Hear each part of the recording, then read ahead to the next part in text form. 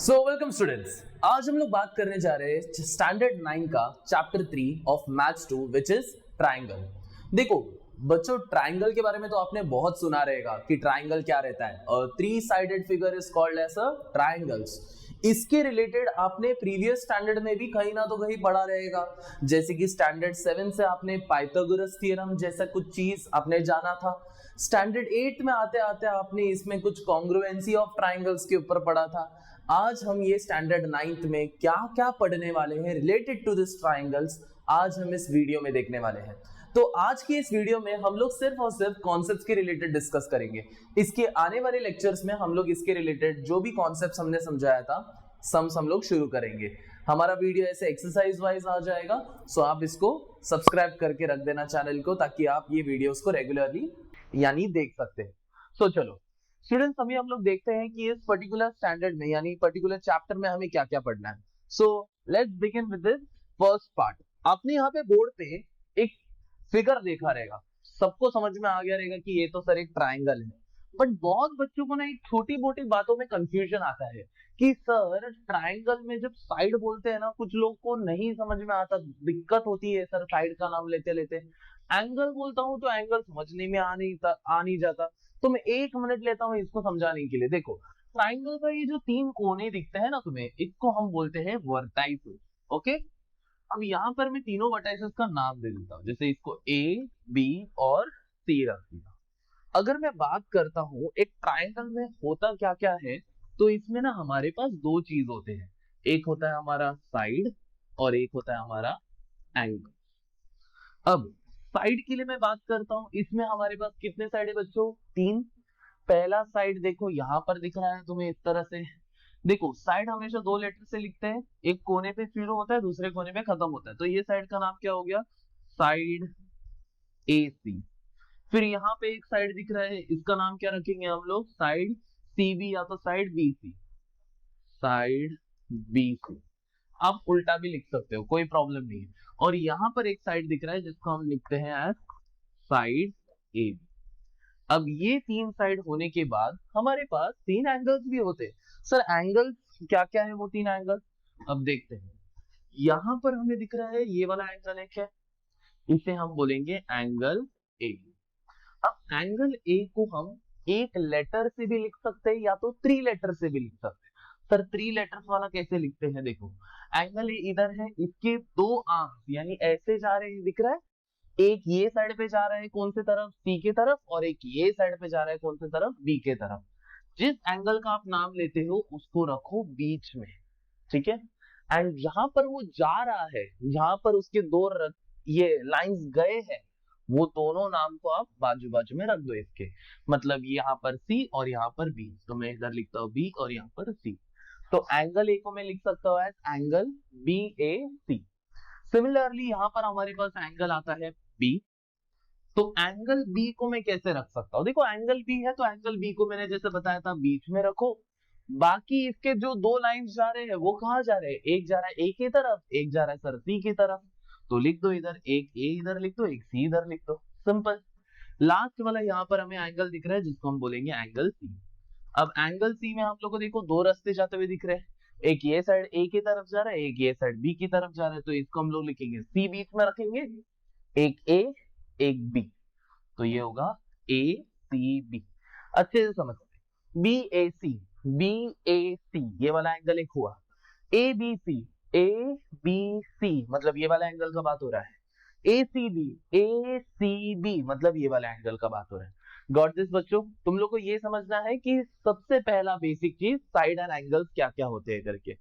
अब moving on to the next topic, that is what are we going to study in this chapter. ये chapter में हम main क्या पढ़ने वाले हैं, तो स्टार्ट करते हैं ये सब 10 कॉन्सेप्ट को लेके।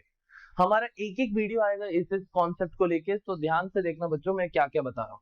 सबसे पहले हम बात करेंगे properties of sums of all angles of a triangle.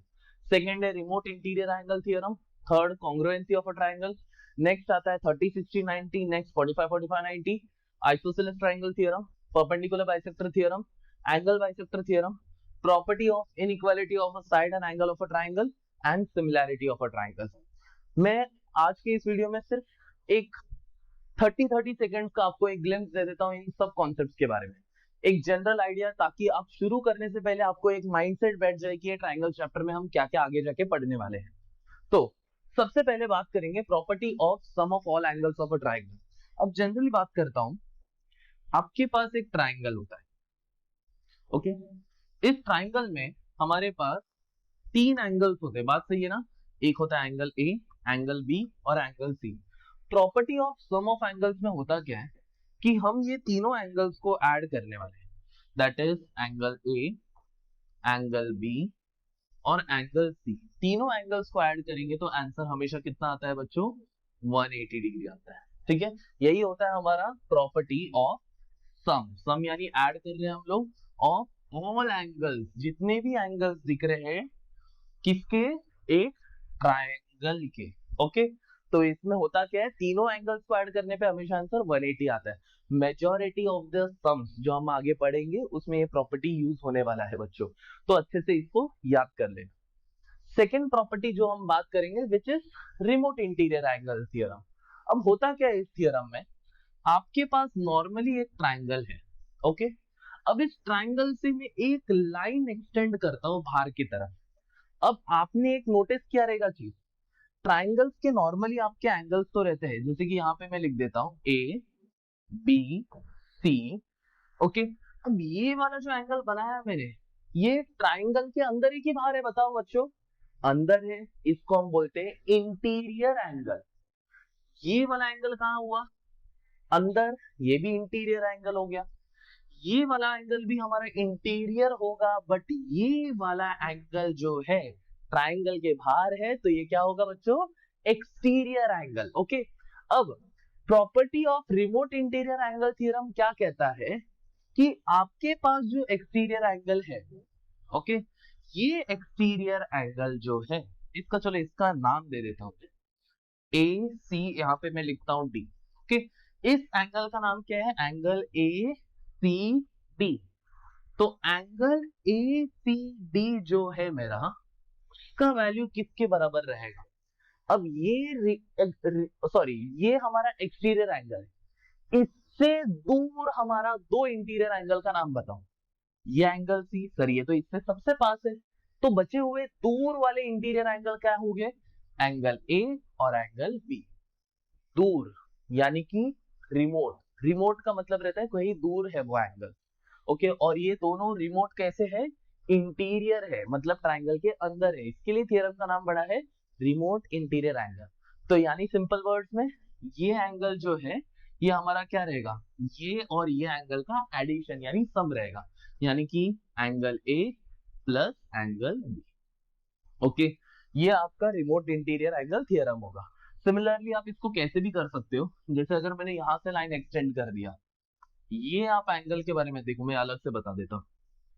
आप अगर यहां से एक्सटेंड करते हो, इसको समझो मैंने पी क्यू आर एस दिया, ये वाला एंगल लेते हो, इसका नाम क्या हो गया, एंगल पी क्यू एस हो गया ना। देखो पी क्यू एस, ये कौन से दो एंगल्स के बराबर रहेगा, आप सोचो इसके बारे में, ये कौन से दो एंगल्स के बराबर रहेगा, ओके। टाइम दे दिया, चलो देखते हैं तुमने आंसर बराबर गेस किया कि नहीं। ये वाला जो एंगल है, इससे दूर दो एंगल्स का नाम क्या है, एंगल आर और एंगल एस। तो पी क्यू एस हमारा किसके बराबर रहेगा, angle R plus angle S. अब सो बच्चों तुम लोग को ये कॉन्सेप्ट समझ में आ रहा होगा, तो ये हम लोग को आगे हम लोग डिटेल में पढ़ेंगे। नेक्स्ट है हमारा कॉन्ग्रुएंसी ऑफ अ ट्राइंगल।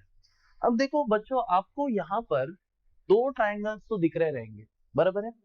अब कहीं से भी आपको ये दो ट्राइंगल्स इक्वल दिख रहे हैं, अब देखते हैं आपको लग रहा रहेगा कि नहीं सर ये तो इक्वल नहीं दिख रहे, बट अगर मैं इस ट्राइंगल को ऐसे, ओके, ऐसे घुमा दूं, ठीक है, एंड अगर मैंने इसको इसके साथ मैच करने का ट्राई कर लिया, जरा सा इसको एडजस्ट कर लेते हैं, ओके, देखो एग्जैक्टली उसके जरा तरफ दिख रहा है अपना, जरा सा ये शायद से इस तरह से बना रहेगा,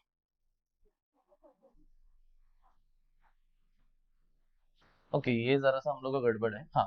बट जनरली हम लोग बात कर रहे थे, आपको ये दोनों ट्राइंगल्स देखो कैसे दिख रहे हैं, ये हमारे पास दो अलग अलग ट्राइंगल्स है यहाँ पर, ऑलमोस्ट देखा जाए तो ये दोनों ट्राइंगल्स क्या है, दिखने में एक जैसे हैं। तो अगर मेरे पास ये ट्राइंगल है जिसका नाम है ए बी सी और ये ट्राइंगल का नाम है पी क्यू और आर, दोनों ट्राइंगल बराबर है, तो हम लोग ऐसे लिखते हैं triangle A B C is congruent to triangle P Q R. ये होता है हमारा congruence of a triangle. Okay, कि जब दो ट्राइंगल्स बराबर रहते हैं तो उसको कॉन्ग्रुएंस कहते हैं। अब ये प्रूव करने के लिए कुछ हमारे पास टेस्ट होते हैं। अब ये टेस्ट में हमारे पास क्या क्या आता है, एसएसएस टेस्ट होता है, एसएएस टेस्ट होता है, एएसए टेस्ट होता है और एक हाइपोटेन्यूज साइड टेस्ट होता है। ओके, ये सब हम लोग बाद में जब सिखाऊंगा तब डिटेल में इसको पढ़ेंगे। ओके बच्चों, तो अभी हम लोग नेक्स्ट कॉन्सेप्ट के ऊपर आते हैं which is called as 30-60-90 triangle. अब 30-60-90 ट्राइंगल में देखते हैं क्या है। सबसे पहले मेरे पास यहाँ पर एक ट्राइंगल है जिसका मैं नाम लिखता हूँ एज ए बी सी। अब इस ट्राइंगल में हम लोग ने देखा है कि ये जो एंगल बी है ये हमारा 90 डिग्री है, एक एंगल जो रहेगा वो हमारा 60 डिग्री रहेगा और एक एंगल जो रहेगा वो हमारा 30 डिग्री रहेगा। ऐसे ट्राइंगल को हम कहते हैं 30-60-90 ट्राइंगल। इसमें सर ऐसा क्या खास बात है, इसमें खास बात ये है कि जब मैं यहाँ पर ऐसे लिखता हूँ side opposite to 30 degree and मैं जब लिखता हूँ साइड ऑपोजिट टू 60 डिग्री, आपके दिमाग में क्या आता है? Side which is opposite to 30 degree, 30 degree यहाँ पर है, इस 30 डिग्री के ऑपोजिट यानी सामने एक साइड है, दिख रहा है आपको? देख तो ये 30 डिग्री यहाँ पर है, के सामने देखो ये साइड दिख रहा है सबको। एक लेटर नहीं होता है साइड, भूलो मत, साइड कभी एक लेटर नहीं होता, दो लेटर से बनते, एक लंबा ही रहता है वो। 30 डिग्री के ऑपोजिट एक साइड है, ये साइड है वो, इसका नाम क्या है? BC। और side opposite to 60 degree, sir 60 degree के ऑपोजिट का साइड का नाम क्या रहेगा? चलो गेस करो बच्चों। Yes, it's AB। यहां पर BC और यहां पर AB। अब ये BC का वैल्यू क्या रहता है हमारा? BC का वैल्यू रहेगा हमारा half multiply by hypotenuse. Okay, ये बच्चों याद करो कि साइड ऑपोजिट टू 30 डिग्री बोला है तो हमेशा क्या याद करना है आपको? Half multiply by hypotenuse.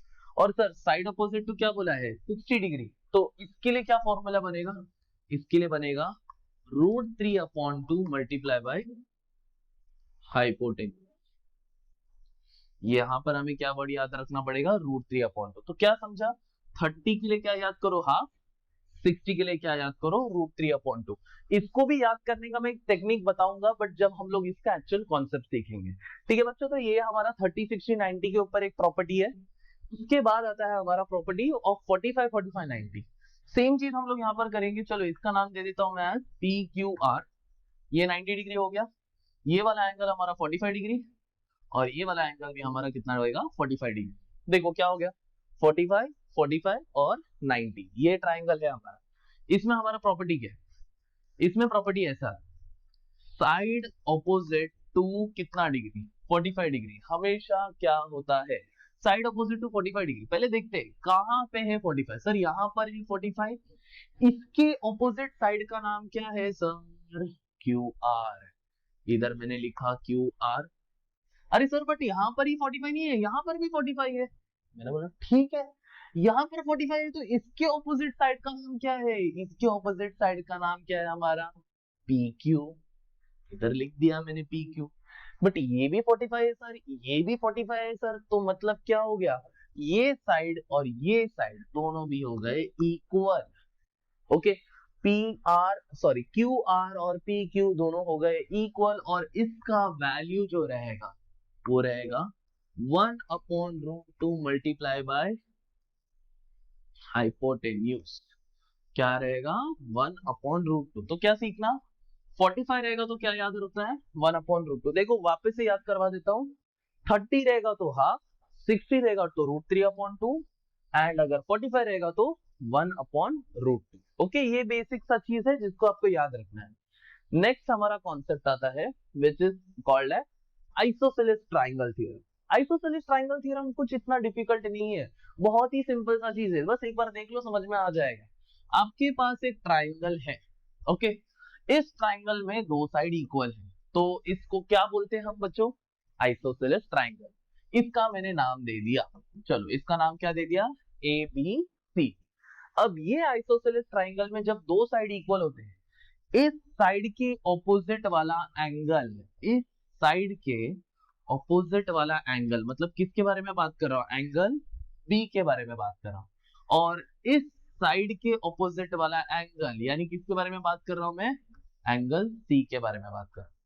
अगर मेरे ट्राइंगल में दो साइड इक्वल है तो उनके ऑपोजिट साइड, यानी इसके ऑपोजिट ये, इसके ऑपोजिट साइड ये, सॉरी इसके ऑपोजिट एंगल ये और इसके ऑपोजिट एंगल ये दोनों एंगल भी क्या हो जाएगा हमारा? इक्वल। तो क्या बोला सर आइसोसेलेस ट्राइंगल थ्योरम ने? इसने बोला if two side of a triangle are congruent, then the angle opposite to it are also congruent। कि अगर मेरे दो साइड कॉन्ग्रुएंट है तो उनके ऑपोजिट एंगल्स भी कॉन्ग्रुएंट हो जाएंगे। ये हो गया मेरा आइसोसेलेस ट्राइंगल थ्योरम। अगला बात करते हैं परपेंडिकुलर बाइसेक्टर थ्योरम के बारे में। अब देखो बच्चों, ये परपेंडिकुलर बाइसेक्टर थ्योरम बहुत ही अनोखा और इंटरेस्टिंग सा चीज है। अब है क्या ये मैं बता दूं। आपको परपेंडिकुलर बाइसेक्टर के बारे में तो पता ही रहेगा। एक सीधा लाइन होता है, इसको कट करने वाला एक लाइन ऐसे आता है। अब परपेंडिकुलर वर्ड यूज इसलिए किया है क्योंकि ये 90 डिग्री बनाता है जो लाइन कट करता है। ऑफ कोर्स ये ऐसे तो टेढ़ा मेढ़ा तो कट नहीं कर रहा है, ये कैसे कट कर रहा है? हमारा एकदम परफेक्ट, एकदम हमारा परफेक्टली कट कर रहा है जिससे 90 डिग्री बन जाए। और दूसरी बात सर, बाइसेक्टर वर्ड क्यों यूज किया है? बाइसेक्टर वर्ड इसीलिए यूज किया है कि जब ये लाइन कट करता है तो दो इक्वल हिस्से बन जाते हैं हमारे पास। तो बोला वाह, बहुत ही अनोखा लाइन है। परपेंडिकुलर यानी 90, बाइसेक्टर यानी दो इक्वल हिस्से। अब ये थ्योरम में कहना क्या चाह रहे हैं?